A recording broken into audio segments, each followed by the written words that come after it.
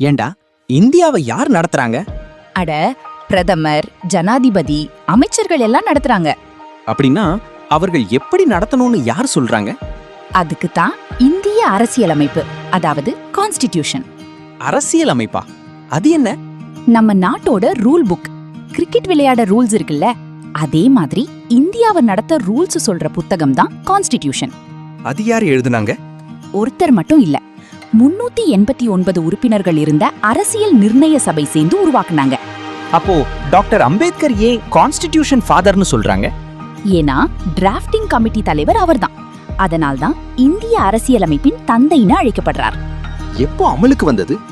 1949 November 26 அன்று ஏற்றுக்கொள்ளப்பட்டது. 1950 ஜனவரி 26 அன்று நடைமுறைக்கு வந்தது. அதனால்தான் ஜனவரி 26 குடியரசு தினம். அரசியலமைப்பு நமக்கு என்ன கொடுக்குது? உரிமைகள் கொடுக்குது.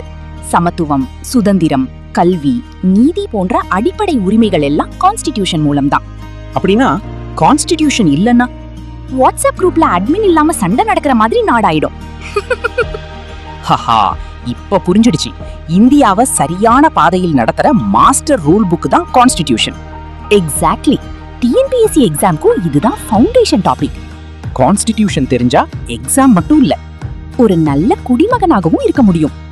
லைக், ஷேர் அண்ட் சிரிப்பு ஸ்டடி சேனல் சப்ஸ்கிரைப் பண்ணுங்க.